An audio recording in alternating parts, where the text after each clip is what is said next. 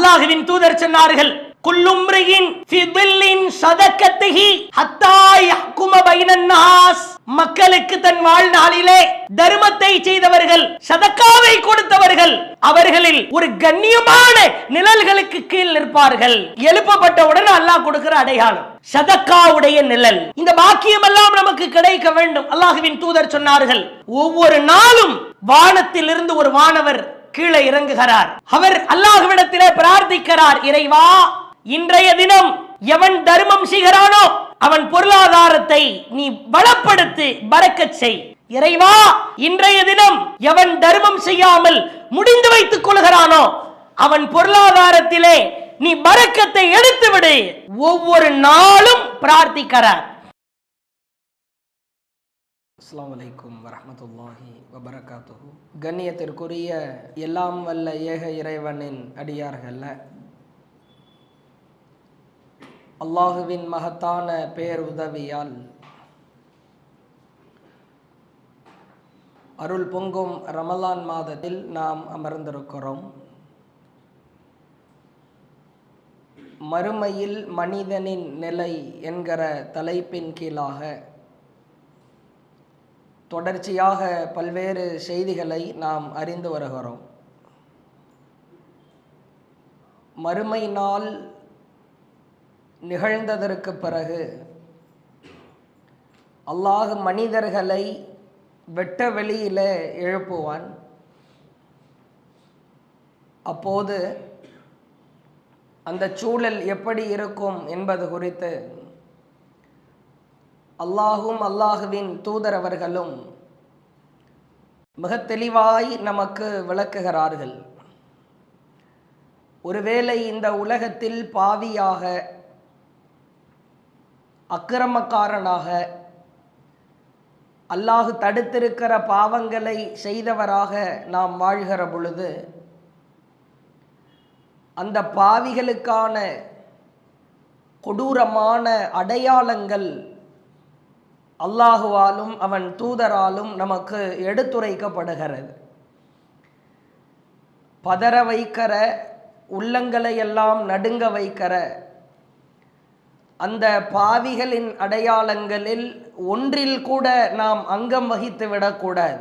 அங்கம் வகிப்பவராக நாம் இருந்தோம் என்றால் இழிவும் கேவலமும் அவமானமும் நம்மை சூழ்ந்து கொள்ளும். அல்லாஹ் நம்மை காப்பாற்ற வேண்டும். அப்படியே அல்லாஹ் வெட்ட வெளியிலே எழுப்பி மனிதனை நிறுத்துகிற பொழுது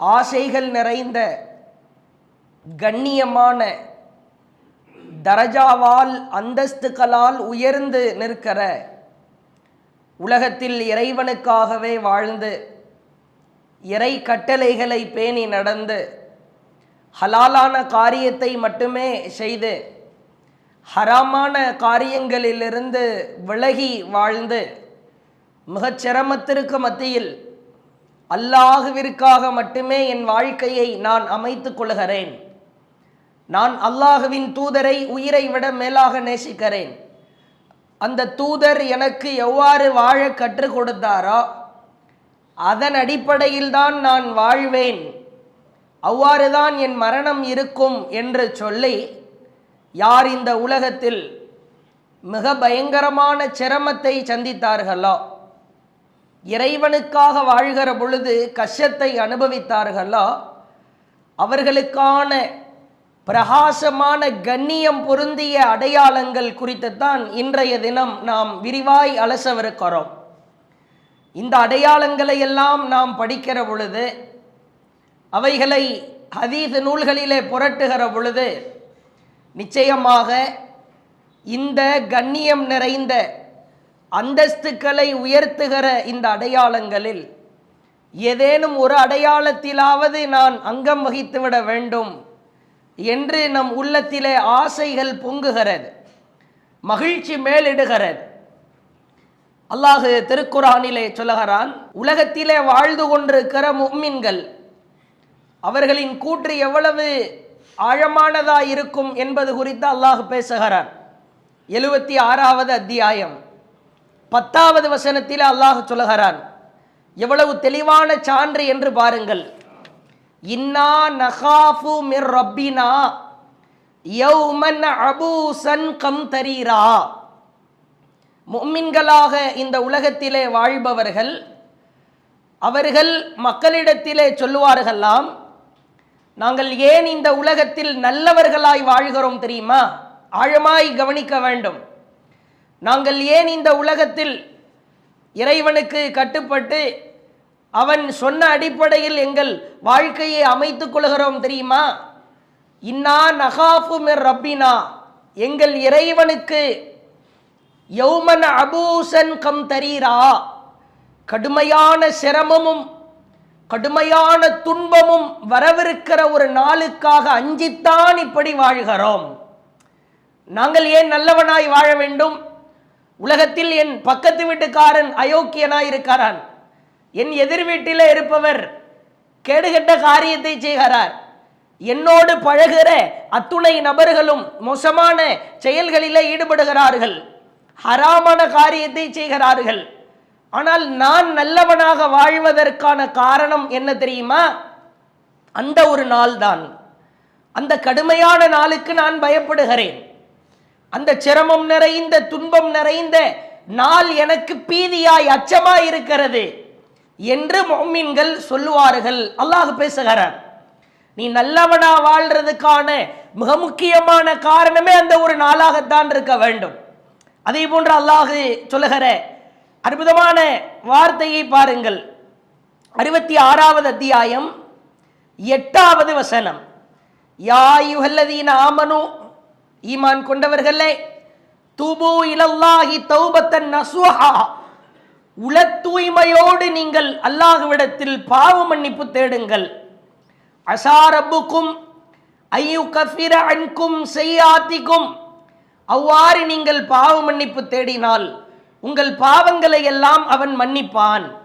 வயுத்கிலக்கும் ஜன்னாத்தின் தஜ்ரி மின் தஹ்திஹல் அன்ஹார், சொர்க்கம் இருக்கிறது, அந்த சொர்க்கத்தின் கீழ்ப்பகுதியில் ஆறுகள் ஓடிக்கொண்டிருக்கிறதே, அந்த இடத்தில் உங்களை சங்கமிக்க வைப்பான்.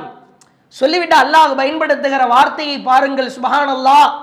இந்த உலகத்தில் பரிசுத்தமான முஃமின்களாக, பாவம் கலவாத முஃமின்களாக வாழ்ந்தால் நமக்கான பரிசு என்னவென்பதை அல்லாஹ் அந்த நாளில், அந்த ஒரு மகத்தான நாளில், அச்சம் நிறைந்த நாளில், சிரமம் சூழ்ந்திருக்கிற நாளில் அல்லாஹ் தெளிவுபடுத்துகிறான்.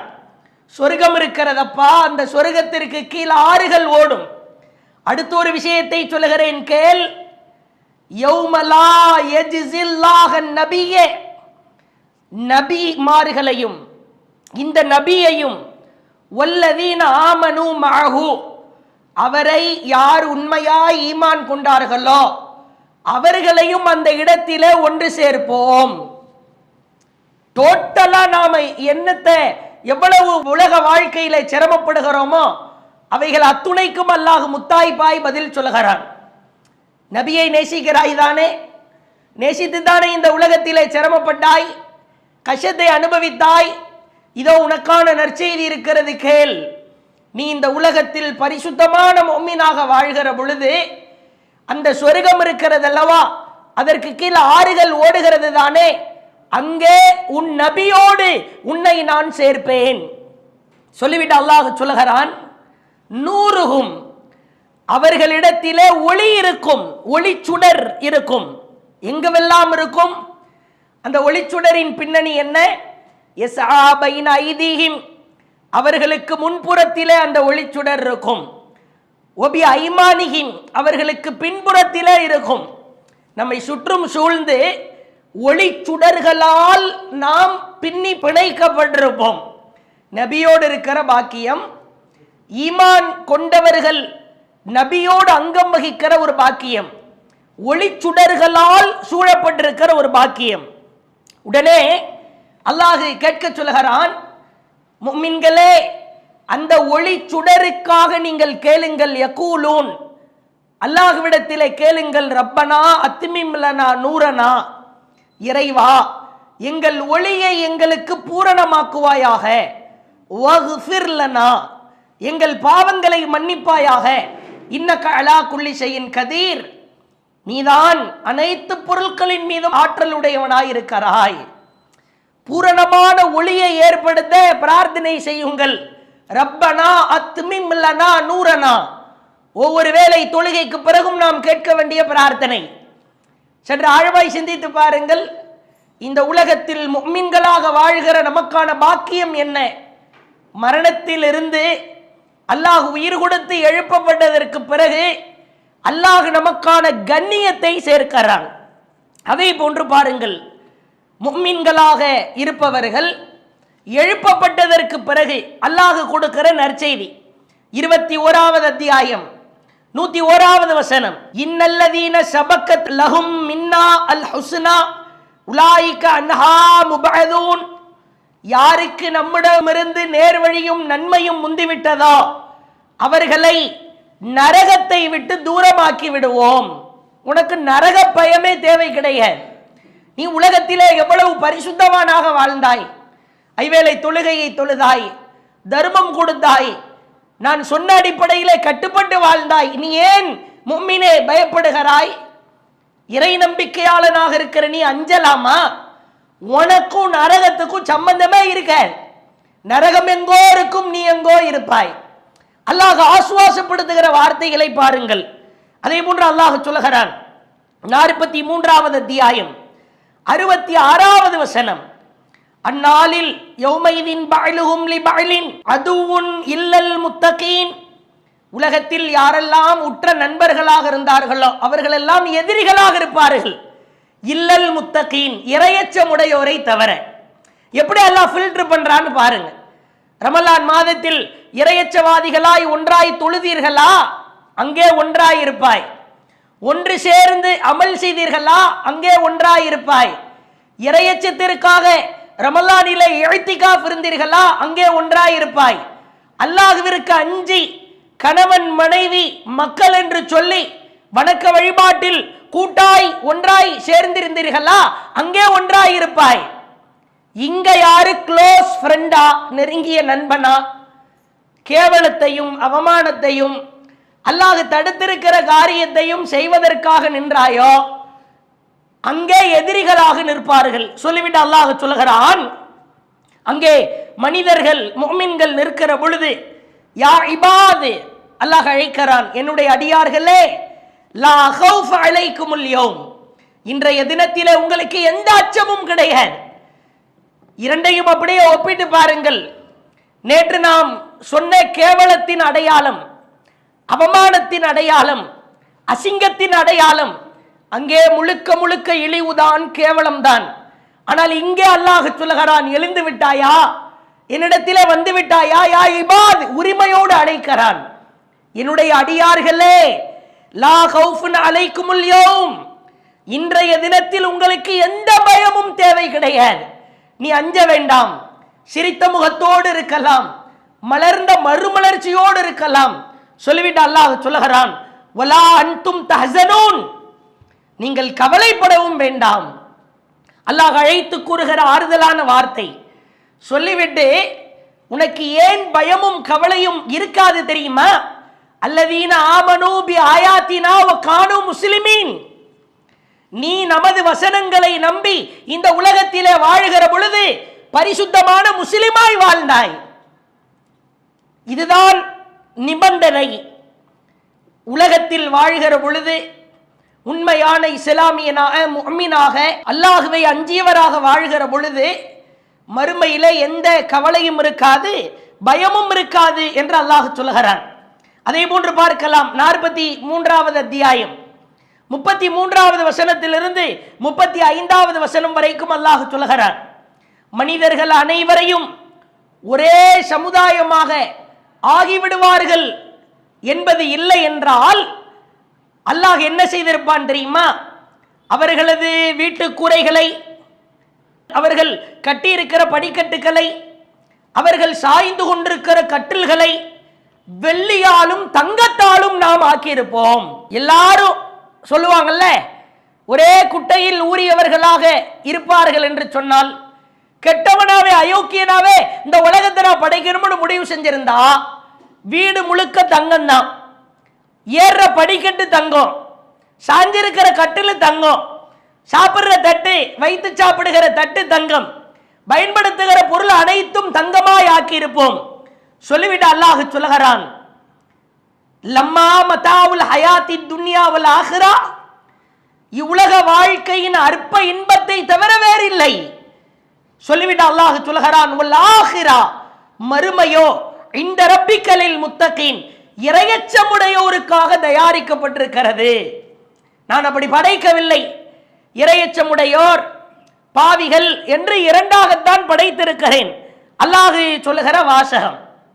அப்ப முஃமின்களாக வாழ்கிற நாம், நம்மை அல்லாஹ் ஒரு மகத்தான கிரேடிலே பார்க்கிறான், அந்தஸ்தை வைத்து பார்க்கிறான். நாம் நம்முடைய வாழ்க்கையை பரிசுத்தமாய் அமைத்துக் கொள்கிற பொழுது நமக்கான அடையாளங்களும் மகத்தானதாயிருக்கும், கண்ணியமாயிருக்கும். அப்படியே வரிசையாய் சொல்கிறேன், கேளுங்கள்.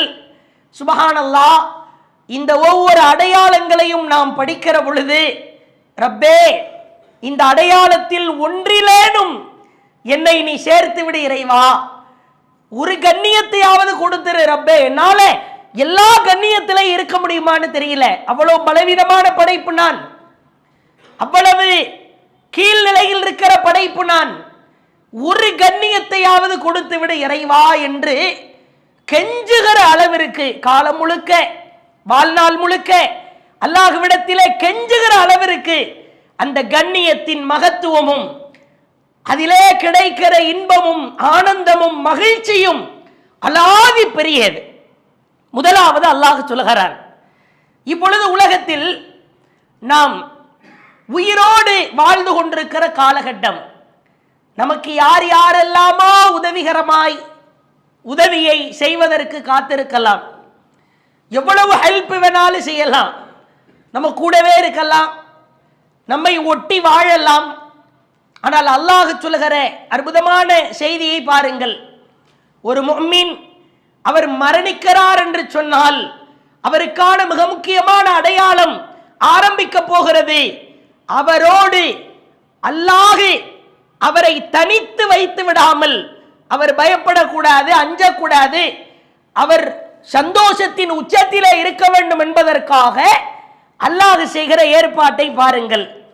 அல்லாஹ் சொல்லுகிறான், 41வது அத்தியாயம் 30வது வசனம், இன்னல்லதீன காலு ரப்புன் அல்லாஹ், எங்கள் இறைவன் அல்லாஹ் என்று கூறி, சும்மஸ்தகாமு, அதிலே யார் உறுதியாய் நிற்கிறாரோ, அல்லாஹ்னு வாயால சொல்றது மட்டும் இல்லை, அந்த அல்லாஹ் சொன்னபடி வாழணும், உன் வாழ்க்கையை அமைத்துக் கொள்ள வேண்டும், உன் வாழ்க்கையை செதுக்க வேண்டும். இப்படி யார் வாழ்ந்தார்களோ, தனஸ்ஸலு அலைஹிமுல் மலாயிகா, அடுத்த நற்செய்தியை பாருங்கள். நீ மரணிக்க போகிறாய், அங்கே உன்னை எழுப்ப போகிறோம், உன்னிடத்தில் வானவரை அல்லாஹ் அனுப்புகிறான். அவர் வந்து சொல்லுவாராம், அல்லாஹ் தகாஃபு, ஈமான்தாரியே நீ அஞ்சாதே, வலா தஹ்ஸனு, நீ கவலைப்படாதே, வஅப்ஷிரு பில் ஜன்னத்தில்லதி குன்தும் துஅதூன், உனக்கு சொர்க்கம் வாக்குறுதி வழங்கப்பட்டு விட்டது. மௌத்தா போன உடனே கிடைக்கிற கிரேட பாருங்க, கிடைக்கிற பாக்கியம். அல்லாஹ் அக்பர். வானவரை அல்லாஹ் அனுப்பி, நீ யார் தெரியுமா? உலகத்தில் அல்லாஹ்விற்காக வாழ்ந்தவன், அல்லாஹ் என்று சொல்லி அந்த வாழ்க்கையில் உறுதியாக இருந்த, உனக்கு கவலை வேண்டாம், பயம் வேண்டாம், உன்னோடு நான் இருக்கிறேன், நீ கவலைப்படாதே. வானவரை அல்லாஹ் அனுப்பி நற்செய்தி சொல்லுகிறான்.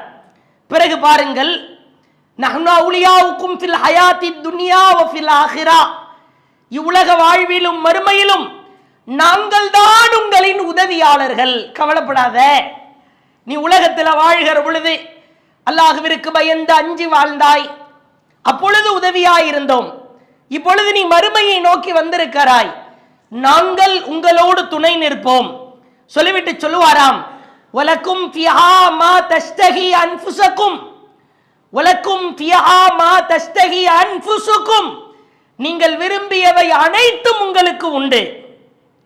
வலக்கும் ஃபிஹா மா தத்ஊன், நீங்கள் கேட்கக்கூடியவைகளும் உங்களுக்கு உண்டு என்று அல்லாஹ் வானவர்கள் மூலமாக நற்செய்தி செய்கிறார். மரணிக்கிறோம், மரணித்த தருவாயிலேயே வானவர் வந்து நாங்கள் உங்களோடு இருக்கிறோம் என்று சொன்னால் இதைவிட மகத்தான நற்செய்தி என்ன வேண்டும்? வானவர் படையை அல்லாஹ் அனுப்பி உதவி செய்கிறான். அல்லாஹ்வின் தூதர் திருக்குரானிலே ஓதி காட்டுகிறார்கள். 19வது அத்தியாயம் 96வது வசனம், இன்னல்லதீன ஆமனு, எவர்கள் ஈமான் கொண்டு வஅமிலு ஸாலிஹாத், உலகத்திலே நல்லவர்களாய் நல்லறங்கள் செய்து வாழ்ந்தார்களோ, சயஜஅலு லஹுர் ரஹ்மானு உத்தா, அவர்கள் மீது அளவற்ற அருளாளன் அன்பை பொழிய ஆரம்பித்து விட்டான். அவ்வளவுதான். எழுப்பப்பட்டாலும் அன்பு, மரணித்தாலும் அன்பு, விசாரிக்கும் பொழுதும் அன்பு. எப்படிப்பட்ட ஒரு பாக்கியம் என்று பாருங்கள். நாம் மரணிக்கிற தருவாயிலேயே அல்லாஹ் நமக்கு கொடுக்கிற ஒரு மிகப்பெரிய ஒரு கிஃப்ட், அன்பளிப்பு, வானவர்களை நம்மோடு பிரவேசிக்க செய்கிறான், நம்மோடு பேச செய்கிறான். உலகத்தில் எவ்வளவு பெரிய நபர்களுடைய பேச்சுக்களை எல்லாம் கேட்டிருப்போம். திடீரென்று அவர் பேசுகிற பேச்சு நமக்கு புதிதாய் தெரியும். யார் என்று பார்த்தால் அவர் வானவராய் இருப்பார். இது அல்லாஹ் நமக்கு கொடுக்கிற மிக பெரும் கண்ணியம். இந்த கண்ணியமான வானவர்களின் உதவியாளர்களாய், வானவர்கள் நம்மோடு நட்பு கொள்கிற தகுதி வாய்ந்தவர்களாய் நம் வாழ்க்கையை நாம் அமைத்துக் கொள்ள வேண்டும். அடுத்து கண்ணியம் பொருந்திய பிரகாசமான முஃமின்களின் நிலையை பாருங்கள். 3வது அத்தியாயம் 107வது வசனத்தில் அல்லாஹ் சொல்கிறான், யௌம தபியத்து உஜூஹ், அந்நாளில் சில முகங்கள் வெண்மையானதாய் இருக்கும். சொல்லிவிட்டு அல்லாஹ் சொல்கிறான், எழுப்பப்பட்டதற்கு பிறகு ஃபேஸ பார்த்தாலே தெரிஞ்சிடும். அகத்தின் அழகு முகத்தில் தெரியும் என்பார்கள். முக லட்சணத்தை பார்த்து இது லட்சணமா அவலட்சணமா முடிவு செய்து விடலாம். யாருக்கெல்லாம் கருப்பா இருக்குதோ, இருட்டடைந்து இருள் சூழ்ந்து இருக்கிறதோ, ஆஹா இவன் செத்தான், இவன் கதை முடிந்து விட்டது, முடிவு செய்து கொள்ளலாம். முகம் அப்படியே பிரகாசமாக இருந்தால் அல்லாஹ் சொல்கிறான்,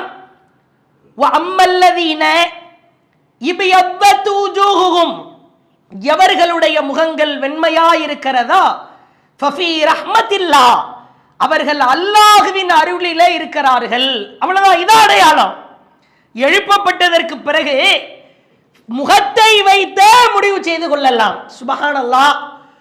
உலகத்திலே அழகாயிருப்பதை விட, நிறமாயிருப்பதை விட, நான் வெள்ளையா மாநிறமா கருப்பா என்றெல்லாம் ஆசைப்படுவதை விட, மறுமையில் என் முகம் பிரகாசமாயிருக்க வேண்டும் என்று ஒரு முஸ்லிம் ஆசைப்படுவார். ஃபஃபீ ரஹ்மத்தில்லாஹ், அவர் அல்லாஹ்வின் அருளிலே இருப்பார்கள். ஹும் ஃபீஹா காலிதூன், அதிலே நிரந்தரமாய் இருப்பார்கள். எழுந்து நிற்கிற ஒரு கூட்டத்தை நீங்கள் பார்க்கலாம். அங்கே முகமெல்லாம் வெண்மையானதாய் இருப்பார்கள். பிறகு அல்லாஹ் சொல்கிறான் 75வது அத்தியாயம் 22, 23 ஆகிய வசனங்கள், உஜூஹு யௌமைதின் நாதிரா, அந்நாளில் சில முகங்கள் ஒளிமயமாய் ஒளி வீசிக் கொண்டிருக்கும். இலா ரப்பிஹா நாதிரா, தமது இறைவனை, அவன் வருகையை அப்படியே பார்த்து எதிர்பார்த்து காத்து கொண்டிருப்பார்கள். இங்கே ஏன் நிற்கிறீர்கள்? உங்கள் முகம் அப்படியே வெண்மையாய் ஒளி வீசிக் கொண்டிருக்கிறதே, நீங்கள் யார்? நாங்கள் உலகத்திலே முஃமின்களாய் வாழ்ந்தோம், இறைவனுக்கு அஞ்சி வாழ்ந்தோம், இறைவனுக்கு கட்டுப்பட்டு வாழ்ந்தோம். ஏன் இங்கே நிற்கிறீர்கள்? எங்கள் இறைவனின் வருகைக்காக காத்து கொண்டிருக்கிறோம். எப்படிப்பட்ட பதில் என்று பாருங்கள். இப்படிப்பட்ட ஒரு கண்ணியம் பொருந்திய, முகத்திலே பிரகாசமாய் ஒளி வீசுகிற ஒரு பாக்கியம் நிறைந்த மனிதர்களாய் நாம் மாற வேண்டுமானால் உலகத்தில் நல்லவர்களாய் வாழ வேண்டும். அல்லாஹ் இந்த அடையாளத்திற்கு கீழ் நம்மை கொண்டு வருவதற்கு அல்லாஹ்விடத்திலே நாம் பிரார்த்தனை செய்ய வேண்டும். அதே போன்று பாருங்கள், அல்லாஹ்வின் தூதர் சொன்னார்கள், சஹீஹ் முஸ்லிமிலே பதிவு செய்யப்பட்டிருக்கிற செய்தி, சில நபர்களை பார்க்கலாம், பெருங்கொண்ட கூட்டமாய் இருப்பார்கள். கண்ணியத்தின் அடையாளம், தரஜாக்களை அந்தஸ்தை உயர்த்துகிற அடையாளம், அவர்களின் கழுத்துக்கள் அப்படியே நீண்டவாறு இருக்கும். நீண்டவாறுன்னா நம்ம இமேஜின் பண்ணக்கூடாது. கழுத்து நீண்டவாறுன்னு நமக்கு எப்படி புரியும்? ஓஹோ, இங்கிட்ட ஒரு 5 சென்டிமீட்டர் கேப் இருக்கிற கழுத்து, அந்த நீளம் இருக்கிற கழுத்து ஒரு 50 சென்டிமீட்டர் இருக்கும் போல, அப்படி புரியக்கூடாது. அல்லாஹ் இதை கண்ணியத்தின் அடையாளமாய் பார்க்கிறான். இன்றைக்கு ஒரு மனிதன் இருக்கிறான், அவனுக்கு தகுந்தாறு போன்று கழுத்து இருந்தா தான் பார்க்க முடியும், லட்சணமாக இருப்பார். கழுத்து மட்டும் ஒரு 20-30 சென்டிமீட்டருக்கு ஹைட்டா ஒரு முழத்துக்கு இருந்து உடம்பு சிறியதாக இருந்தால் பார்ப்பதற்கு விகாரமாய் தெரியும். நாம் நினைப்பது போன்று கழுத்தை உயர்த்துகிற அளவு அல்ல. அல்லாஹ் சில அடியார்களின் கழுத்துக்களை நீண்ட கழுத்துக்களாய் ஆக்கியிருப்பானாம். முஸ்னத் அஹ்மதிலே பார்க்கிறோம், ஐயோ என் கழுத்து நீண்டதா இல்லையே, என் கழுத்து நீண்டதா இல்லையே என்று சுற்றி இருப்பவர்கள் ஆசைப்படுவார்களாம். ஆசை வர்ற மாதிரியான கழுத்து. யார் இவர்கள்? அல்லாஹ்வின் தூதர் சொல்லுகிற அந்த வாக்கியம் பொருந்தியவர்களை பாருங்கள். அல் முஅத்தினூன், அல்லாஹ்வின் அழைப்பை அழைத்த நிலையில இருந்தவர்கள், அல்லாஹ்வை வணங்கி வழிபடுவதற்காக பாங்கோசையை அழைத்து ஹய்யால ஸலா தொழுகையின் பக்கம் வாருங்கள், ஹய்யால் அல் ஃபலா வெற்றியின் பக்கம் வாருங்கள் என்று அழைத்த முஅத்தின்கள். முஅத்தின் என்கிறான் அல்லாஹ், அல்லாஹ்வின் அழைப்பாளர். இன்றைக்கு முஅத்தின் என்றால் அது ஒரு மாதிரியா, ஏதோ உயிரினங்களை பிஸ்மில்லாஹி அல்லாஹ் அக்பர்னு சொல்லி அறுக்கிறதுக்கும், புள்ளைய மடியில வச்சு மொட்டை போடுறதுக்கும் ஏதோ அவரை ஒரு விதமாய் பார்ப்பதை பார்க்கிறோம். அல்லாஹ்வின் அழைப்பாளர் சொல்லிவிட்டு அல்லாஹ்வின் தூதர் சொன்னார்கள், அத்வலுன்னாஸ் அஅனாகா யௌமல் கியாமா, அவர்களுடைய கழுத்துக்கள் அப்படியே மகிழ்ச்சி பொங்கியதாய் ஆசைப்படுகிற வகையில் நீண்டதாய் இருக்கும். உலகத்தில் பாங்கு சொன்னவர்கள் எவ்வளவு பெரிய கண்ணியம் என்று பாருங்கள். எல்லோருடைய கழுத்து ஷார்ட்டா ஸ்மாலா இருக்கும், ஒரு பெருங்கொண்ட கூட்டத்தின் கழுத்து நீண்டதாய் கண்ணியமாய் இருக்கும் என்றால் அதை பார்த்தால் ஆசை வருமா வராதா? அதில் பிரகாசம் இருக்கும், அல்லாஹ்வின் மகத்துவம் இருக்கும். இதெல்லாம் இந்த அடையாளத்திற்கு கீழெல்லாம் ரொம்ப எளிதாக வந்து விடலாம். அல்லாஹ்வின் தூதர் சொன்னார்கள், சஹீஹ் புகாரியிலே 609வது செய்தி, சௌத்தில் முஅத்தின், யார் பாங்கு சொல்கிறாரோ அவர் சப்தத்தை உயர்த்தி சொல்லட்டும். சௌத்தக பின்னிதா, உங்களுடைய அழைப்பை நீங்கள் விரைவாய், அதாவது உயர்த்தி மிக சப்தமாய் சொல்லுங்கள்.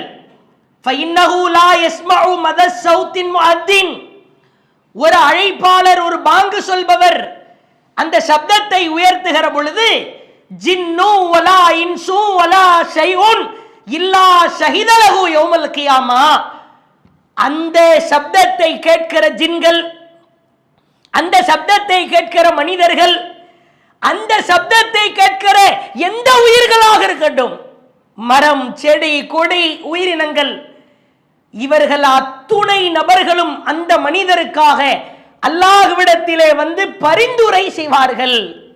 இறைவா, இவன் பாங்கு சொன்னான், நான் கேட்டேன் ரப்பே, என் காதுகளில் விழுந்தது இறைவா, இவன் தான் பாங்கு சொன்னான். அஷ்ஹது அன் லா இலாஹா இல்லல்லாஹ் என்றான், அஷ்ஹது அன்ன முஹம்மதர் ரசூலுல்லாஹ் என்றான், என் காதுகளில் விழுந்தது. இப்படி பாங்கு சொல்பவர்களுக்கு அந்த பாங்கு சொன்னவரின் சப்தம் எந்த உயிர் ஜீவராசிகள் எல்லாம் கேட்டதா அவர்கள் அத்துணை நபர்களும் பரிந்துரை செய்வார்கள் என்று அல்லாஹ்வின் தூதர் சொன்னார்கள். அறிந்து கொள்ளுங்கள், பாங்கு சொல்வதில் இருக்கிற நன்மையையும் தொழுகையின் முதல் வரிசையில் இருக்கிற நன்மையையும் உங்களிலே ஒருவர் அறிவார் என்று சொன்னால், உங்களுக்கு மத்தியிலே சச்சரவுகள் ஏற்பட்டு உங்கள் அனைவரின் பெயர்களை சீட்டில எழுதி குலுக்கி போட்டு எடுக்க வேண்டிய நிலை ஏற்படும் என்றார்கள். இன்னைக்கெல்லாம் காத்து வாங்குது பாங்கு சொல்றதுக்கு, அதற்கென்று ஒரு தனி நபரை நிர்ணயிக்கிறார்கள். டெய்லி வேண்டாம், தினமும் சொல்லல, ஏதாவது வாரத்தில் ஒரு வக்துக்கு லொஹர்லையோ அசர்லையோ யாரும் இருக்க மாட்டார், பெர்மிஷன் கேட்டு தகவலை சொல்லிவிட்டு நான் இப்பொழுது பாங்கு சொல்லுகிறேன். ரெண்டு விஷயம் வேணும். உங்களுக்கு பாங்கு சொல்ல தெரியணும், இருக்கிற ஆட்கள்கிட்ட அனுமதி கேட்டுட்டு சொல்லணும். பாங்கு சொல்லணும்னா லட்சத்தை செலவு பண்ணணுமா, கோடிகளை கொடுக்கணுமா?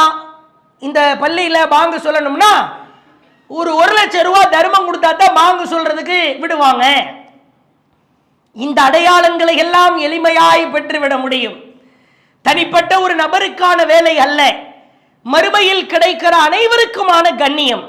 அல்லாஹ்வின் தூதரவர்கள் சொல்லுகிற இந்த கண்ணியமான அடையாளத்தில் அல்லாஹ் நம்மையும் சேர்க்க வேண்டுமானால் நம்முடைய வாழ்க்கையை நாம் அவ்வாறு அமைத்துக் கொள்ள வேண்டும். அதே போன்று பாருங்கள், சஹீஹ் புகாரியில 1265வது செய்தி, மறுமையில் எழுப்பப்படுகிற பொழுதே நிகழ்கிற அடையாளங்கள். இந்த அடையாளங்கள் ரொம்ப ரேரா அல்லாஹ்வுடைய நாட்டத்தினால் யாருக்கு வழங்கப்படுகிறதோ அவர்களுக்கு கிடைக்கிற அடையாளம் தான், இயற்கையாய் நடக்கிற அடையாளம். சில பேர் அப்படியே உலகத்தில் எந்த நிலையில் மரணித்தார்களோ அதே நிலையில் அல்லாஹ்வின் தூதரவர்கள் சொன்னார்கள், அப்படியே திடீரென்று ஒரு கூட்டம் எழுப்பப்படுவார்கள். லப்பைக் அல்லாஹும்ம லப்பைக் லப்பைக் லா ஷரீக லக லப்பைக் இன்னல் ஹம்த வன் நிஅமத லக வல் முல்க் லா ஷரீக லக் என்று தல்பியாவை சொல்லிக் கொண்டவாறு எழுந்து நிற்பார்கள். எப்படி இருக்கும் அந்த சூழலை மனக்கண்களுக்கு முன்னால் ஓட்டி பாருங்கள். அல்லாஹ் எழுப்புகிறான், ஒரு கூட்டம் அங்கும் வந்து லப்பைக் லப்பைக் என்று சொல்லுகிற பொழுது உணர்வு பூர்வமாய் அதை நினைத்து பாருங்கள். அல்லாஹ்வின் தூதர் சொன்னார்கள், இவர்கள் யார்? அல்லாஹ்வின் தூதர் அவர்கள் நிற்கிற பொழுது, ஹஜ்ஜில் அரஃபாவுடைய மைதானத்தில் நிற்கிற பொழுது ஒரு மனிதர் வாகனத்தில் இருந்து கீழிறங்க முற்படுகிறார், தடுமாறி விழுகிறார். விழுந்த மாத்திரத்திலேயே உயிர் பிரிகிறது. கழுத்தில் அப்படியே முறிவு ஏற்பட்டு பாதிப்பு ஏற்பட்டு அவர் அப்படியே கீழே விழுந்து விடுகிறார். அல்லாஹ்வின் தூதர் சொன்னார்கள், அவருடைய உடலை இளந்த இலே கலந்த நீரால் குளிப்பாட்டுங்கள், 2 ஆடைகளால் கஃனிடுங்கள், அவருடைய உடலுக்கு நறுமணம் பூசாதீர்கள், அவர் தலையை மறைக்கவும் வேண்டாம். ஏன் தெரியுமா? வலா துஹம்மரு ரஅஸஹு, அவர் தலையை மறைக்க வேண்டாம். ஃபஇன்னஹு யுபஅஸு யௌமல் கியாமா, இவர் மறுமை நாளிலே எழுப்பப்படுவார். முலப்பியா, தல்பியா சொன்னவராய் எழுப்பப்படுவார். கிடைக்கிற பாக்கியம். மக்காவிற்கு செல்கிறோம், ஹஜ் கடமையை நிறைவேற்ற செல்கிறோம், உம்ரா பயணத்திற்கு செல்கிறோம். ஏதோ ஒரு சூழலில் நாம் அந்த நிலைக்கு சென்ற பொழுது அங்கே மரணிக்கிறோம் என்று சொன்னால், இயற்கையாய் அந்த மரணம் நம்மை தழுவுகிறது என்று சொன்னால், இங்கே ஊரில் இருக்கிற குடும்பத்தார்களுக்கெல்லாம் சிரமம், கஷ்டத்திலே மூழ்கி இருப்பார்கள். ஏன்? வாழ்ந்து கொண்டிருக்கிற ஊரிலே மரணித்தால் ஜனாசா கிடைக்கும், முகத்தை பார்க்கலாம், இறுதியாய் பார்த்து அடக்கம் செய்யலாம் என்கிற ஆழ்ந்த கவலை. ஆனால் அவருக்கோ மறுமையிலே கண்ணியம். இஹ்ராம் அணிந்த நிலையிலே அல்லாஹ்வின் ஆலயத்திலே மரணிக்கிற பொழுது முலப்பியா லப்பைக் லப்பைக் என்று சொன்னவாறு அல்லாஹ் அப்படியே எழுப்புகிறான். நீ யார்? என்னுடைய வணக்கத்தை நிறைவேற்றுவதற்காக வந்தாய், ஏதோ அந்த இடத்திலே உனக்கு ரூஹு பிரிந்து விட்டது, உன்னை நான் மறுமையிலே எப்படி கண்ணியப்படுத்துகிறேன் பார் என்று சொல்லி அல்லாஹ் தல்பியா சொன்ன நிலையில் அவரை எழுப்புவதாக சொல்கிறான். இது ஒரு கண்ணியம் நிறைந்த அடையாளம். அதே போன்று பாருங்கள், அல்லாஹ்வின் தூதர் சொன்னார்கள், சில மனிதர்கள் அப்படியே ஒளி மிகுந்தவாறு நின்று கொண்டிருப்பார்கள், பிரகாசமாய். முகத்திலே ஒளி இருப்பது வேறு. சில மனிதர்களை பார்த்தால் அப்படியே கூட்டமா நிற்பாங்க, பயங்கர பிரகாசமாய் இருக்கும். அல்லாஹ்வின் தூதர் சொன்னார்கள், மன் ஹாஃபல அலைஹா, யார் ஒளி மிகுந்தவராறு மறுமையில் எழுப்பப்பட ஆசைப்படுகிறாரோ அவர் செய்ய வேண்டிய காரியம், தன்னுடைய வாழ்க்கையில் கானத்திலகு நூரா, தொழுகையை அவர் நிறைவேற்ற வேண்டும். ஐவேளை தொழுகையில் அவர் மிக சரியானவராய் இருக்க வேண்டும். ஒளி மிகுந்தவாறு எழுப்பப்படுவார். ஒபுர்ஹானா, அது அவருக்கு சான்றாய் சாட்சியாய் இருக்கும் என்று அல்லாஹுவின் தூதர் சொன்னார்கள். இதே போன்று சில நபர்கள் அப்படியே முகம் வெண்மை நிறத்தோடு, 2 கைகள் வெண்மை நிறத்தோடு, தலை பகுதி வெண்மை நிறத்தோடு, காது பகுதிகள் வெண்மை நிறத்தோடு, எவ்வளவு பெரிய கண்ணியம்னு பாருங்க. கால்கள் வெண்மை நிறத்தோடு ஒரு பெருங்கொண்ட கூட்டம் நிற்பார்கள். அல்லாஹுவின் தூதர் சொன்னார்கள், இவர்கள் யார் தெரியுமா? இன்ன உம்மதி யுதஊன யௌமல் கியாமா, மறுமையில் என் சமுதாயத்தாரில் சிலர் குர்ரம் முஹஜ்ஜலீன மின் ஆசாரில் உதுவி, அவர்கள் ஒழு செய்த உறுப்புகள் எல்லாம் மின்னிக் கொண்டிருக்கிற நிலையிலே அவர்கள் எழுப்பப்படுவார்கள். சுப்ஹானல்லாஹ், பாக்கியத்தின் உச்சம் இதுவெல்லாம். சும்மா கைகால கழுவுனா உடல் உறுப்பு மின்னுமா? நீ தொழுகையாளியா இருக்கணும். ரமலான்ல மட்டும் நான் தொழுவேன், மற்ற மாசத்துல படுத்து தூங்கிடுவேன், என் வேலைகளை பார்ப்பேன் என்று சொன்னால் உன் உடல் உறுப்பு மின்னாது. அனைத்து நாட்களிலும் அல்லாஹ்வை வணங்கி வழிபடுகிற ஒரு அடியானாக இருந்தால் அவருடைய உடல் உறுப்புகள் எல்லாம் மின்னுகிற நிலையில் எழுப்பப்படுகிறார் என்று அல்லாஹ்வின் தூதர் சொன்னார்கள். இது ஒரு நீண்ட நெடிய சம்பவமாகவே அல்லாஹ்வுடைய தூதர் சொன்னாங்க. நாளை மறுமையிலே ஒளிமயமானவர்களே, அவர்களுக்கு வைக்கிற பெயர்களை பாருங்கள், ஒளிமயமானவர்களே என்று அழைக்கப்படுவார்கள். சுப்ஹானல்லாஹ், எவ்வளவு பெரிய அற்புதமான பாக்கியம் என்று பாருங்கள்.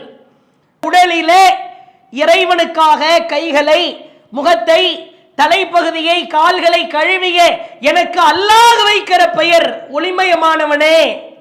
என் ரப்பு என்னை அழைக்கிற பெயர், வானவரை வைத்து அழைக்கிற பெயர் இங்கே வா என்று அழைக்கப்படும். அல்லாஹ்வுடைய தூதர் சொன்னாங்க, ஒரு சமயம் மன்னரைகளை சந்திப்பதற்காக கபிரிஸ்தானுக்கு ரசூலுல்லாஹ் போறாங்க. அப்ப போய் கொண்டிருக்கும் போது அல்லாஹ்வுடைய தூதர் அருகில் இருக்கிற தோழர்களிடத்திலே சொல்லுகிறார்கள், ஒரு பிரார்த்தனை ஒன்றை ஓதி மன்னரைகளை சந்திக்க செல்லுகிற பொழுது ஓத வேண்டிய பிரார்த்தனை. அஸ்ஸலாமு அலைக்கும் தார கௌமில் முஃமினீன் வ இன்னா இன்ஷா அல்லாஹு பிக்கும் லாஹிகூன். அல்லாஹ்வுடைய தூதர் இதை ஓதுவாங்க. நீங்க முன்னாடி போயிட்டீங்க, நாங்கள் பின்னால் வரவிருக்கிறோம், இதை சொல்லுவார்கள். பிறகு அருகில் இருக்கிற தோழர்கள்ட்ட அல்லாஹ்வுடைய தூதர் சொன்னாங்க, கதிர் ஐனா இஹ்வானனா, நான் வாழ்ந்து கொண்டிருக்கும் போதே என்னுடைய சகோதரர்களை சந்திச்சா பார்த்தா நல்லா இருக்குமே. அல்லாஹ்வுடைய தூதர் சொல்லுகிறார்கள். உடனே அருகில் இருக்கிற தோழர்கள் கொஞ்சம் அவர்களுடைய நபிகளாரிடத்திலே உரிமையோடு கேட்கிறார்கள். சில பேருடைய முகமெல்லாம் அப்படியே மாறுது. காலு அவல் அஸ்னா இஹ்வானக்க யா ரசூலல்லாஹ், உங்களுக்கு எங்களை விட்டா வேற யாரு சகோதரர்களா இருக்க முடியும்? திடீர்னு ஒரு புது குரூப்பை என் சகோதரனை சந்திச்சா நல்லா இருக்கும்னு சொல்றீங்களே அப்படின்னு சொன்ன உடனே அல்லாஹ்வுடைய தூதர் சொன்னாங்க, அன்தும் அஸ்ஹாபி, நீங்கள் எல்லாம் என்னுடைய தோழர்கள். இஹ்வானனா, தோழர்களுக்கும் சகோதரர்களுக்கும் வித்தியாசம் இருக்கிறது நபி தோழர்களே. என்ன வித்தியாசம்? நீங்கள் எல்லாம் என்னோடு வாழ்கிறீர்கள், என்னை பார்க்கிறீர்கள், நான் எப்படி அமல் செய்கிறேன் தெரியும். என் சகோதரர்கள் யார் தெரியுமா? அல்லதீன லம் யஅது பஅது, எனக்கு பின்னால் வருவார்கள், ஆனால் நான் சொன்ன அடிப்படையில் அமல் செய்வார்கள். யார சொல்றாங்க ரசூலுல்லாஹ்? அல்லாஹ்வை, அல்லாஹ்வின் தூதரை கட்டுப்பட்டு கீழ்ப்படிந்து வாழ்கிற அத்துணை நபர்களும் என் சகோதரர்கள் என்று அழைக்கிறார்கள்.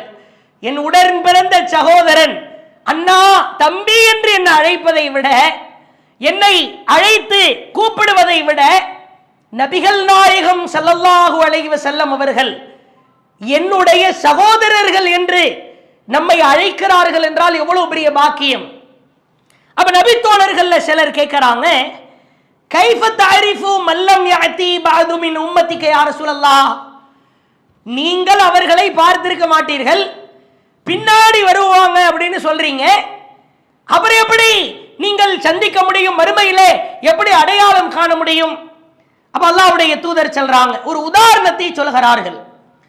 கூட்டத்திலே நிற்கிற எல்லா குதிரைகளும் கருப்பு குதிரை, ஒரே ஒரு குதிரையில் மாத்திரம் அந்த குதிரையினுடைய முகத்திலே, அந்த குதிரையினுடைய முன்னங்கால், பின்னங்கால், பின்னாடி இருக்கிற முதுகு பகுதியில் இப்படி ஒரு 4-5 இடங்களில் வெண்மையாக இருக்கிறது. ரசூலுல்லாஹ் கேட்கிறாங்க, எல்லா கருப்பு குதிரைகளுக்கு நடுவில் இந்த ஒரு 4-5 இடத்துல மட்டும் வெண்மையா இருக்கிற குதிரையை நடுவில் விட்டா இதுதான் தான் குதிரைன்னு கண்டுபிடிச்சிருவானா மாட்டானா? பலா யா ரசூலல்லாஹ், அழகா கண்டுபிடிச்சிடலாமே. எல்லா குதிரைக்கும் உடம்பு முழுக்க கருப்பு, இந்த ஒத்த குதிரைக்கு மட்டும் 4-5 இடத்துல வெண்மையாக இருக்கிறது. அல்லாஹ்வின் தூதர் சொல்லிவிட்டு சொன்னார்கள், இப்படித்தான் நானும் கண்டுபிடிப்பேன், நன்றாய் கவனியுங்கள். நபிகளார் சொல்லுகிற 2 முன்னறிவிப்புகளை பாருங்கள். ஃபஇன்னஹும் யாத்தூன குர்ரம் முஹஜ்ஜலீன மினல் உது, நான் தொழுகைக்காக ஒளி செய்ய சொன்னேன் என்ற காரணத்தினால் எனக்கு பின்னால் என்னை பார்த்திருக்காமல் இருந்தாலும் எனக்கு பின்னால் வருகிற என் சமூகத்தார் ஒளி செய்வார்கள். அவர்களுக்காக நான் என்ன செய்வேன் தெரியுமா? அந்த வெண்மை நிறைந்த ஒளிமயமானவர்களுக்காக வேகமாய் ஓடி சென்று அல்லாஹ் ஸ்வர்க்கத்தின் ஜீவ நதி ஒன்றை, ஹவுல் கௌசர் என்கிற தடாகத்தை எனக்கு வழங்கியிருக்கிறானே, அந்த தடாகத்தின் அருகிலே காத்து கொண்டிருப்பேன். இவர்களெல்லாம் எப்போது வருவார்கள்? நான் எப்போது என் கரத்தினால் இவர்களுக்கு தண்ணீர் எடுத்து கொடுக்கலாம்? எங்கே உள்ள தண்ணீர்? ஹவுலுல் கௌசரிலே இருக்கிற தண்ணீரை ஒளிமயமானவர்களாய், ஒளி செய்தவர்களாய், இறைவனை வணங்கி வழிபட தொழுகைக்காக ஒளி செய்தவர்களுக்காக நபிகளார் காத்து கொண்டிருக்கிறார்கள். சுப்ஹானல்லாஹ், எவ்வளவு கண்ணியமான பாக்கியம். சில பேரெல்லாம் பார்க்கிறோம், வாரத்தில் ஒரு நாள் தான் ஒளி செய்கிறார், வெள்ளிக்கிழமை. சிலரை பார்க்கிறோம், வருடத்தில் 2 நாள் ஒளி செய்கிறார், நோம்பு பெருநாள், ஹஜ் பெருநாள். உருப்படுமா? வாய்ப்பு இருக்கிறதா உங்களுக்கெல்லாம்? நீ பெயரளவில் முஸ்லிமா இருந்து ஏதாவது பிரயோஜனம் உண்டா? முகத்திலே தாடி வைத்திருக்கிறாய், தலையிலே தொப்பி அணிந்திருக்கிறாய், அதனால என்ன? பள்ளிவாசலுக்கு வந்தாயா? அடே, தொழுகைக்கு வருகிற பொழுது ஒளி செய்தாயா? உனக்கான பாக்கியம். நான் ஒரு படைப்பு, எவ்வளவு ஒரு சிறிய படைப்பு, எவ்வளவு ஒரு பலவீனமான படைப்பு. எனக்காக ஹவுலிலே, கௌசரிலே ரசூல் ஸல்லல்லாஹு அலைஹி வஸல்லம் காத்து கொண்டிருக்கிறார்கள் என்றால் அந்த நம்பிக்கையை பால்படுத்தலாமா? அந்த நம்பிக்கையை வீணடிக்கலாமா? ரமலானுக்கு பிறகு பள்ளிவாசல்கள் காத்து வாங்குகிறது. சரி, ஒரு பள்ளி தான் அப்படி இருக்குது, மற்ற பள்ளி பார்த்தா எல்லா பள்ளியும் அப்படித்தான் இருக்குது. எங்கதாயா நீங்க தொழுகிறீங்க? தொழுகிறியா இல்லையா? அல்லாஹ்வை வணங்குவதற்காக ஒளி செய்கிற பொழுது நமக்கு கிடைக்கிற பாக்கியமும் கண்ணியமும் மகத்தானது. இப்படிப்பட்ட ஒரு பாக்கியம் நிறைந்தவர்களாய் நாம் மாற முயற்சிக்க வேண்டும். ஒருத்தர் தொழுகைக்கு எப்ப ஓடி வருவார் தெரியுமா? நான் நபிகளாரை பார்க்க போகிறேன், அவர்கள் கரத்தினால் ஹவுலிலிருந்து, கௌசரிலிருந்து தண்ணீர் அருந்த போகிறேன், நான் ஒளி செய்ய வேண்டும். முகத்தை கழுவும் போதே அந்த சிந்தனை ஓடும், கைகளை கழுவுகிற பொழுதே அந்த சிந்தனை ஓடும். இப்படி ஆசைப்பட்டு மகிழ்ச்சிப்பட்டு ஓடோடி வருவான். ஒவ்வொரு தொழுகைக்காக நபியே நான் ஒளி செய்தேன். உனக்கான பெயர் ஒளிமயமானவர்களே. எப்படிப்பட்ட அற்புதமான பெயர் என்று பாருங்கள். இந்த கண்ணியம் நிறைந்த, பாக்கியம் நிறைந்த ஒரு அடையாளத்தை நாம் பெறுவதற்கு முயற்சிக்க வேண்டும். சிலரை பார்க்கலாம், அல்லாஹ் அழைப்பான், அல்லாஹ் அழைக்கிற கூட்டம் ஓரமா இருக்கும். அப்படி மறுமையில் எழுந்ததற்கு பிறகு சுப்ஹானல்லாஹ் கேட்கிற பொழுதே இந்த ஒரு கூட்டத்திலே நாம் அங்கம் வகிக்க வேண்டும் என்று நம்முடைய உள்ளமெல்லாம் ஆசைப்படுகிறது. அல்லாஹ் அழைக்கிறான். அல்லாஹ்வின் தூதர் சொல்லுகிற செய்தியை பார்க்கிறோம். கால அல்லாஹு அஸ்ஸ வஜல் அல் முத்தஹாப்பூன ஃபீ ஜலாலி, எனக்காக நேசித்த என் நேசர்கள் எங்கே? அல்லாஹ் அழைப்பான். லஹும் மனாபிரும் மின் நூர், அவர்களுக்கு ஒளியிலால் ஆன ஒரு மேடையை தன் அரிசின் அருகிலே அல்லாஹ் வைத்திருக்கிறானாம். அல்லாஹ் அழைக்கிற ஒரு பாக்கியம். சுப்ஹானல்லாஹ். எனக்காக நேசித்துக் கொண்ட என் நேசர்கள் எங்கே? அல்லாஹ்வின் தூதர் சொன்னார்கள், இன்னல்லாஹ யகூமு யௌமல் கியாமா, நாளை மறுமையிலே எழுப்பப்பட்டதற்கு பிறகு, ஐனல் முத்தஹாபூன பிஜலாலி, ஐனல் முத்தஹாபூன பிஜலாலி, எனக்காக நேசித்துக் கொண்ட என் நேசர்கள் எங்கே எங்கே என்று அல்லாஹ் அழைப்பானாம். அவர்கள் வந்து நிற்பார்களாம். அல்லாஹ் கொடுக்கிற கண்ணியத்தை பாருங்கள். அல்யோம் உதில்லுஹும் ஃபீ தில்லி யௌமலா லில்ல இல்லா லில்லி, என் அரிசிற்கு கீழே உங்களுக்கு நிழல் கொடுப்பதற்காக நான் காத்து கொண்டிருக்கிறேன். அல்லாஹ் அழைக்கிற கண்ணியமானவர்கள். யாருக்காகவும் நேசிக்கலாம், பணத்திற்காக நேசிக்கலாம், பொருளாதாரத்திற்காக நேசிக்கலாம். மனம் நொந்து விடுமோ, அவர்களுடைய உள்ளம் பாதித்து விடுமோ, நமக்கு கிடைக்க வேண்டிய விஷயம் கிடைக்காதோ, ஆக வேண்டிய காரியம் ஆகாதோ, நாம் அவரை கோபித்துக் கொண்டால் நம்மிடத்தில் அவர் பேச மாட்டாரோ, நமக்கு செய்கிற உதவியை செய்ய மாட்டாரோ என்று உலகத்திலே நீங்கள் நேசிக்கலாம்.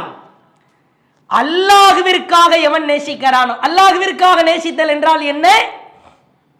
நண்பராக இருக்கலாம், மனைவியாக இருக்கலாம், மகனாய் இருக்கலாம், மகளாய் இருக்கலாம், தாயாய் இருக்கலாம், தந்தையாய் இருக்கலாம், உற்றார் உறவினராய் இருக்கலாம். அவர்கள் செய்கிற காரியத்தை கண்மூடித்தனமாய் அப்படியே ஏற்க மாட்டார்கள். அல்லாஹ்விற்காக நேசிப்பது என்றால் அதுதான். நீ அல்லாஹ்விற்கும் அவன் தூதருக்கும் மாறு செய்கிறாய், குர்ஆனில் ஹதீஸில் இல்லாததை செய்கிறாய், நீ ஓரமாய் ஒதுங்கிவிடு, உன் நேசம் எனக்கு வேண்டாம் என்று ஒதுக்கி தள்ளுவார். அதைத்தான் அல்லாஹ் அழைக்கிறான். ஐனல் முத்தஹாபூன் பி ஜலாலி, என் கண்ணியத்திற்காக நேசித்த என் நேசர்கள் எங்கே என்று அல்லாஹ் அழைத்து ஒரு ஒளிமயமான ஒரு ஸ்டேஜ், ஒரு மேடை, ஒரு மெம்பர் அல்லாஹ் தயார் செய்து வைத்திருக்கிறான். அந்த மெம்பரிலே அமருகிற பாக்கியத்தை அல்லாஹ் நம் அனைவருக்கும் வழங்க வேண்டும். அதே மாதிரி பாருங்க, அல்லாஹ்வின் தூதர் சொல்லுகிற மற்றொரு கண்ணியமான செய்தி. சில நபர்களை பார்க்கலாம், மறுமையிலே எழுப்பப்படுவார்கள், அப்படியே ஒரு மேகத்திலிருந்து ஒரு பாக்கியம் பொருந்திய நிழலின் கீழே நிற்பார்கள். கூட்டமா எல்லாரும் நிற்பாங்க.